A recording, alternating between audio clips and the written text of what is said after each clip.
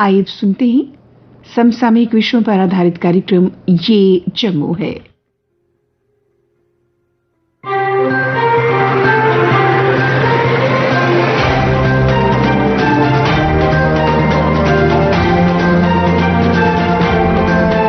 श्रोताओं नमस्कार, कार्यक्रम ये जम्मू है में आप सबका स्वागत है। आज के अंक में शामिल है नेशनल हॉर्टिकल्चर बोर्ड द्वारा जिला रामबन में किया गया किसानों के लिए जागरूकता शिविर का आयोजन। केंद्र शासित प्रदेश जम्मू कश्मीर भारतीय जनता पार्टी के अध्यक्ष ने की पत्रकार वार्ता। जिला उधमपुर की तहसील पंचैरी के एक समाज सेवी ने अपने इलाके की समस्याओं को किया उजागर। फाइनेंस अकाउंट असिस्टेंट के इच्छुक उम्मीदवारों का धरना प्रदर्शन। और श्रोताओं, कुछ लोगों ने फोन कॉल के जरिए आकाशवाणी जम्मू के साथ साझा की अपने इलाके की मुश्किलात। पर सबसे पहले अपनी बात।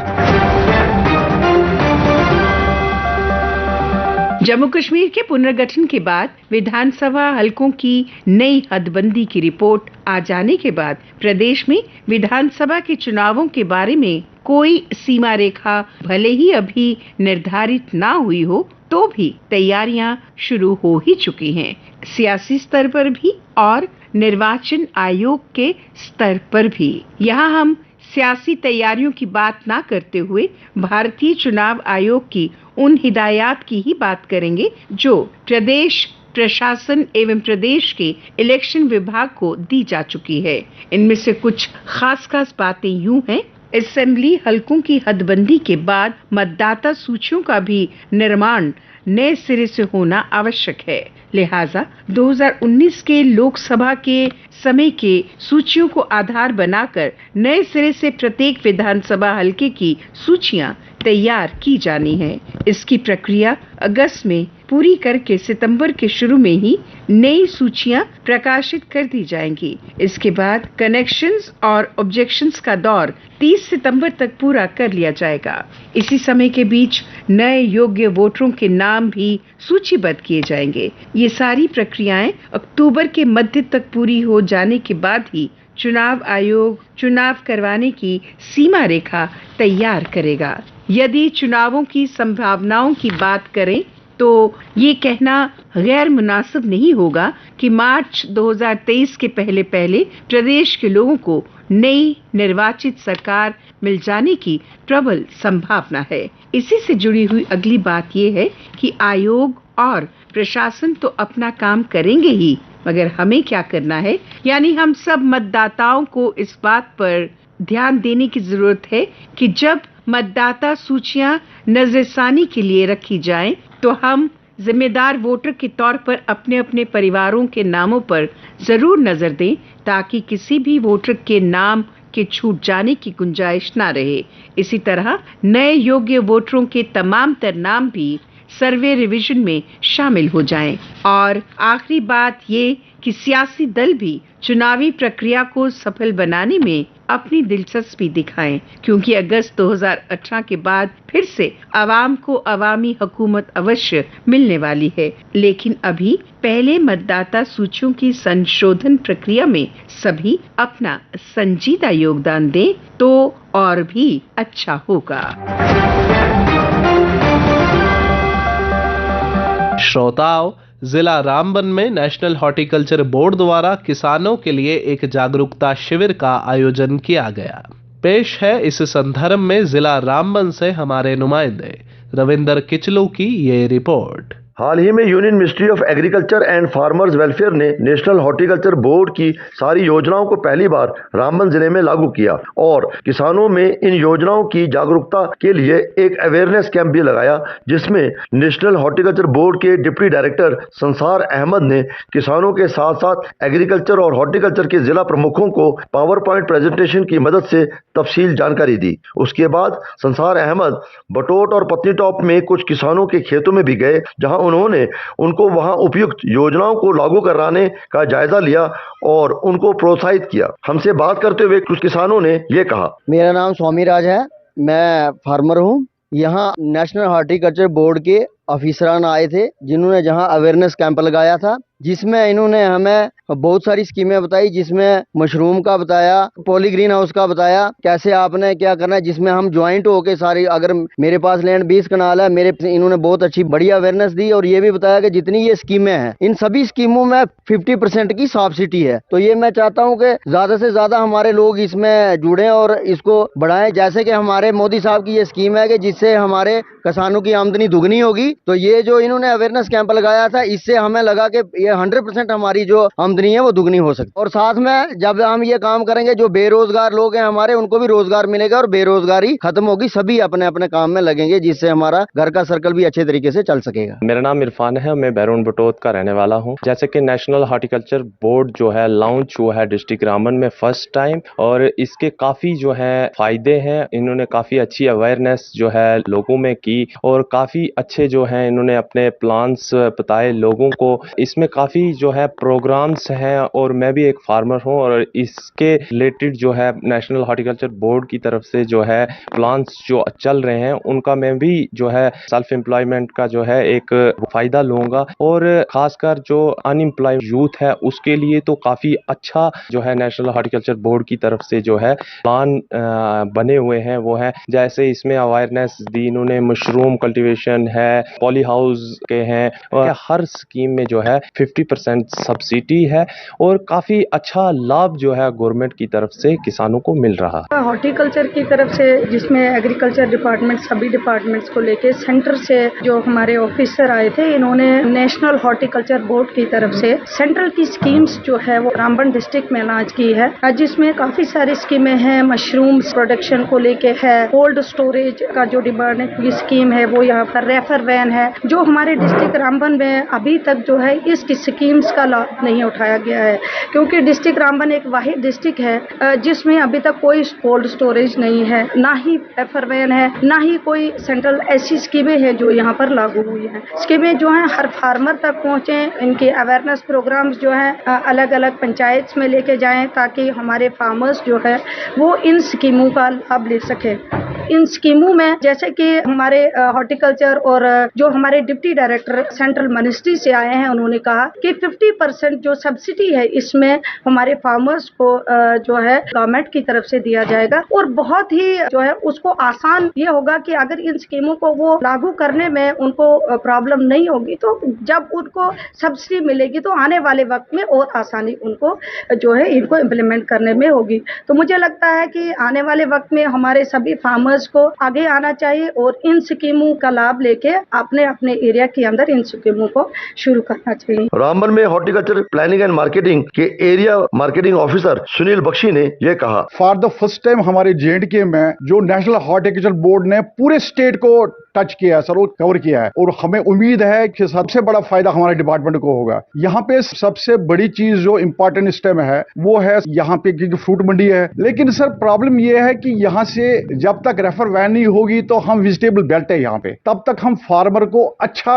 रिटर्न नहीं दे सकते। उस पे हम पूरा काम करेंगे, by end of this month इस पे हम पूरा कार्रवाई शुरू करेंगे। सर दूसरी चीज है पॉलीग्रीन हाउस का यहाँ पे, क्योंकि यहाँ 6 महीने का वेदर की प्रॉब्लम पड़ रही है, तो ऑल वेदर वेजिटेबल हम यहाँ से दे सकते हैं, जो हम सिर्फ समर डेज में हम यहाँ से पूरे जम्मू प्रोविंस को वेजिटेबल देते हैं, उससे ऑल वेदर। अच्छा दूसरी चीज है सर, ऐसी वेराइटियां जो हाई यील्ड और हाई रिटर्न वेराइटीज है, जैसे एक्सोटिक कुकुम्बर है, capsicum, red capsicum, yellow capsicum, जिसका फार्मर को अच्छा रिटर्न, जैसे सर 5 टाइम्स ऐसा भी हो सकता है। हमारे प्रधानमंत्री जी का मिशन है डबल द इनकम, वो 5 टाइम्स भी हो सकता है। हम उसी मिशन में लगे हैं, हमें उम्मीद है कि हम इसमें कामयाब होंगे। इस बारे में तफसील देते हुए नेशनल हॉर्टिकल्चर बोर्ड के डिप्टी डायरेक्टर श्री संसार अहमद ने यह कहा, पहली बार हमने रामबन डिस्ट्रिक्ट को टैप किया है, और हमारा जो मेन मकसद था वो ये था कि जो हमारे स्टेक होल्डर्स हैं, चाहे वो प्रोग्रेसिव फार्मर्स हैं, कोऑपरेटिव्स हैं, एफपीओज हैं, फार्मर ग्रोअर एसोसिएशंस हैं, स्पेसिफिक कम्युनिटी की जो फार्मर क्लब्स हैं वो हैं, या सबसे इम्पोर्टेंटली हमारे जो यहाँ डिपार्टमेंट्स हैं दूसरे, एग्रीकल्चर, हॉर्टिकल्चर, प्लानिंग, मार्केटिंग है,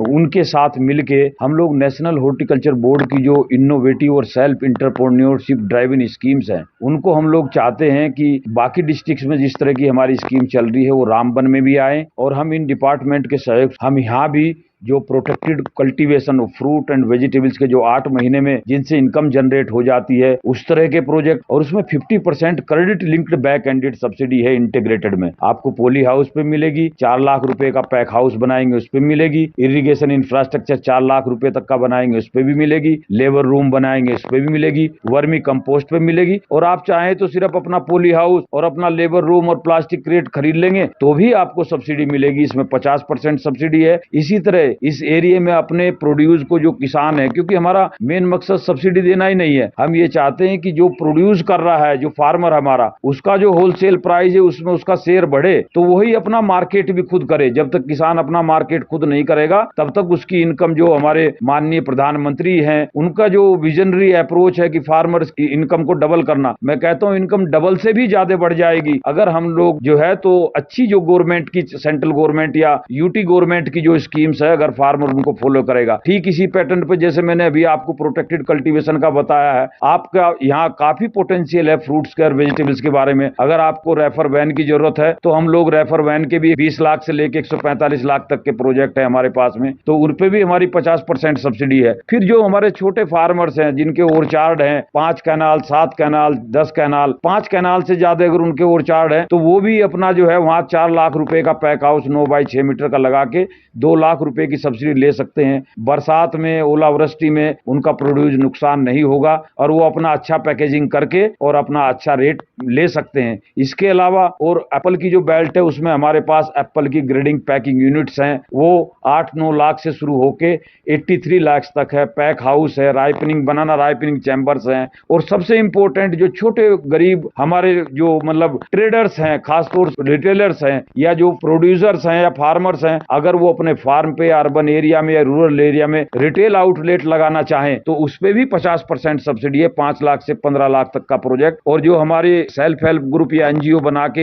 हमारी आजकल बहनें इस सेक्टर में काम कर रही हैं, तो हम उनको भी 50%, 25 लाख रुपए तक का primary processing dehydration unit Apple की लगा ले, दूसरे फ्रूट की लगा ले या कंसंट्रेशन बना ले, उस पे भी हमारी 50% सब्सिडी है। और डेफिनेट रूप से इन लोगों की जो है फार्म लेवल पे जो है तो रीच आउट बहुत अच्छी है और जो हमें रेस्पॉन्स मिला है, हमें यहाँ से 4, 5, 6 बल्कि ज्यादा प्रोजेक्ट मिलेंगे और एक बार शुरुआत होने के बाद में प्रोजेक्ट की कमी नहीं रहेगी। रामबन जिले के किसानों को उम्मीद है कि नेशनल हॉर्टिकल्चर बोर्ड की इन योजनाओं से यहाँ किसान बहुत लाभान्वित होंगे और अपनी आर्थिक स्थिति में अच्छी बढ़ोतरी करके प्रधानमंत्री श्री नरेंद्र मोदी के सपनों को साकार करेंगे। आकाशवाणी जम्मू के कार्यक्रम ये जम्मू है के लिए रामबन से मैं रविंद्र किचलू। हाल ही में केंद्र शासित प्रदेश जम्मू कश्मीर भारतीय जनता पार्टी के अध्यक्ष रविंद्र रैना ने एक पत्रकार वार्ता का आयोजन किया। पत्रकारों से बात करते हुए उन्होंने कहा, जैसा कि हम सब जानते हैं कि भारत देश की स्वतंत्रता को 75 वर्ष पूरे होने के उपलक्ष्य पर पूरे देश भर में आजादी का अमृत महोत्सव मनाया जा रहा है। लगभग पिछले 1 वर्ष से देश के कोने कोने में स्वतंत्रता के 75 वर्ष पूरे होने के उपलक्ष्य पर पूरे देश में सांस्कृतिक कार्यक्रम जो देशभक्ति से ओतप्रोत है वो चल रहे हैं। भारत सरकार का जो सांस्कृतिक मंत्रालय है, कल्चरल मिनिस्ट्री, उन्होंने पूरे देश भर के अंदर लगातार देशभक्ति के कार्यक्रमों के माध्यम से आजादी के अमृत महोत्सव अर्थात हमारी आजादी के 75 वर्ष पूरे होने के जश्न पूरे देश में मनाए जा रहे हैं। इस आजादी के अमृत महोत्सव के संदर्भ में सांस्कृतिक मंत्रालय ने और हमारे देश के माननीय प्रधानमंत्री मोदी साहब ने हर एक देशवासी से यह आह्वान किया है कि हमें अपने घर में शान से तिरंगा झंडा, जो हमारा राष्ट्रीय ध्वज है, वो फहराना चाहिए। और एक नारा आ गया, हर दिल में तिरंगा, हर हाथ में तिरंगा और हर घर में तिरंगा। देश के अंदर लगभग 40 से 50 करोड़ घरों के ऊपर जो हमारे 135 करोड़ देशवासी हैं, वो पूरे जश्न, उत्साह, उमंग और जोश के साथ अपने देश का राष्ट्रीय ध्वज तिरंगा झंडा फहराने के लिए उत्सुक हैं, क्योंकि हमारी पहचान हमारे राष्ट्रीय ध्वज तिरंगे झंडे से है। तिरंगा हमारी शान है, तिरंगा हमारी जान है और तिरंगा झंडा हमारी पहचान है। वो चाहे खेल का मैदान हो, वो चाहे किसी प्रतिस्पर्धा में हुई जीत हो, वो चाहे हमारे सेना, पुलिस और पैरामिलिट्री फोर्सेस के जवानों द्वारा किया गया कोई उत्कृष्ट कार्य हो, अथवा हमारे जो राष्ट्रीय पर्व हैं, स्वतंत्रता दिवस 15 अगस्त के दिन और हमारा गणतंत्र दिवस 26 जनवरी, इन महत्वपूर्ण राष्ट्रीय पर्वों के ऊपर भी बड़ी शान से तिरंगा झंडा हर एक भारतवासी फहराता। जिला उधमपुर की तहसील पंचैरी के एक समाज सेवी संतोख सिंह ने अपने इलाके की समस्याओं को आकाशवाणी जम्मू के साथ उजागर करते हुए बताया।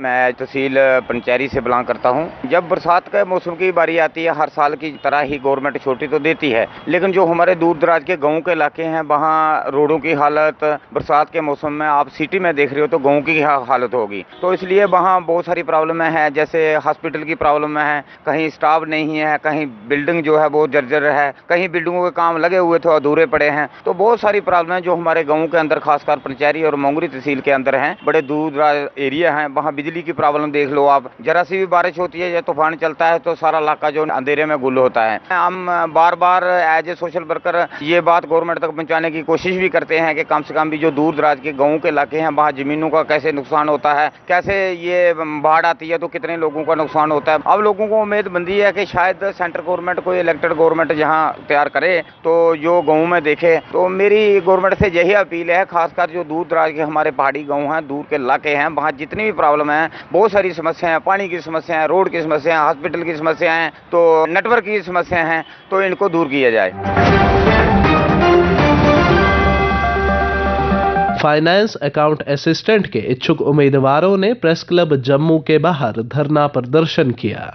अपनी मांगों के समर्थन में एक उम्मीदवार पवनजीत सिंह ने आकाशवाणी जम्मू से बात करते हुए बताया। हम कम्प्लीटली 5 दिन से यहाँ पर बैठे हुए हैं। हम यहाँ पर फाइनेंस अकाउंट्स असिस्टेंट, जो कि 6 मार्च को एग्जाम हुआ था, उसके सिलेक्टेड कैंडिडेट्स हैं। टोटल 972 वैकेंसीज थी। 1,90,000 बच्चों ने फॉर्म भरा था, जिसमें से 1,37,000 बच्चों ने पेपर दिया था। सर 972 बच्चा कम्प्लीटली सिलेक्टेड है। हमारी डॉक्यूमेंट वेरिफिकेशन तक हो चुकी है। अभी सिर्फ हमें अपनी लिस्ट की डिमांड रखने के लिए सामने आना पड़ा। अगर कोई भी आपको ऐसा एलिमेंट मिलता है, आप यहाँ से बाहर निकालें। हम बार बार अप्रोच कर रहे हैं सिविल सेक्रेटरी श्रीनगर में, सिविल सेक्रेटरी जम्मू में, DC ऑफिस, डिवकॉम के पास, तहसीलदार सर के पास अपनी आवाज पहुंचा रहे हैं, लेकिन अभी तक किसी ने आवाज नहीं सुनी।